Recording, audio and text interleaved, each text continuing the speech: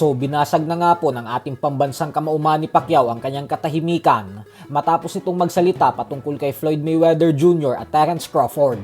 Alam naman po kasi nating lahat na matagal nang bumabanat si Crawford na sa kabila umano ng mga tagumpay na naabot niya sa boxing ay nakukulangan siya dito nang dahil sa hindi niya naisama sa listahan ng mga tinalo niya si Manny Pacquiao.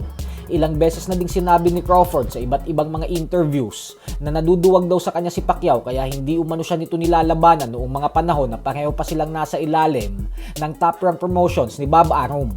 Ayon kay Crawford ay ang patunay daw na natatakot sa kanya si Pacquiao ay dahil mas pinili pa umano nitong labanan ang mga fighters na kagaya kay Jesse Vargas, Jeff Horn, Chris Algieri at Brandon Rios kahit naghahamon na siya. Kung nung mga panahon pa lang daw sana na yan ay kumasa na si Pacquiao sa hamon niya, ay sana umano ay mas maaga siyang nakilala at sumikat sa mundo ng boxing kasi hindi daw talaga biro ang sasapitin sa kanya ni Pacquiao. Subalit sa latest interview nga po ng ating pambansang kamao ay sinabi naman itong hindi daw nangyari ang laban nila ni Crawford dahil pinagtektahan umano ito ni Bob Arum. Kalokohan naman umano na natatakot siya kasi gustong gusto niya rin naman daw labanan si Crawford lalo pat nasa iisang promotion lang naman sila. Subalit sa kasamaang palad umano ay hindi ito nangyari dahil ayaw sa kanya ibigay ni Bob Arum ang laban kontra kay Crawford. Patungkol naman sa na-postpone na rematch kay Floyd Mayweather Jr. ay sinabi po ni Pacquiao na matutuloy pa rin ang kanilang bakbakan. Subalit kailangan daw munang ayusin ni Mayweather ang mga kaso nito para makausad na sila. Sa kabilang banda naman mga idol ay patuloy nga pong binabatikos ng mga Japanese fans ang ating pambato na si Angas ng Pinas, General Casimero. Ito po ay dahil naniniwala sila na hindi talaga karapat dapat bigyan ng pagkakataon si Cuadro Alas na makalaban ang Japanese monster na si Naoya Inoue.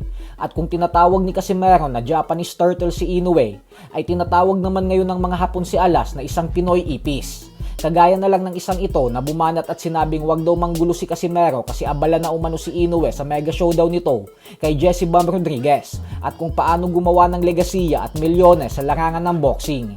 Kaya ang katulad umano kay Casimero na isang Pilipinong ipis ay kailangang manahimik na lang kasi wala naman daw itong bilang. Kaya naman kayo na lang pong humusga dyan sa mga tagahanga ni Inoue.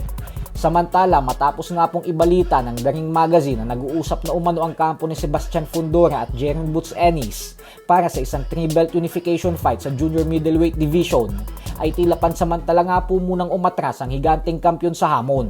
Ito po ay matapos sabihin ng kanyang kampo na kailangan daw munang mag-antay ni Ennis kasi hindi pa daw nila ito lalabanan sa lalong madaling panahon. Kasabay nito ay sinabi na din ng promoter ni Fundora na lalaban daw muna sila sa mandatory challenger nito na si Ermal Hadribej ng bansang Albania. May undefeated record na 23 wins with 8 knockouts at walang talo. Dahil dito ay inulan ng batiko si Fundora dahil nangangati na ang mga fans na makitang maglaban si Fundora at Ennis. Pero mas pinili pa rin itong labanan ng isang hindi kilalang fighter. So hanggang dito na lang po muna tayo mga idol.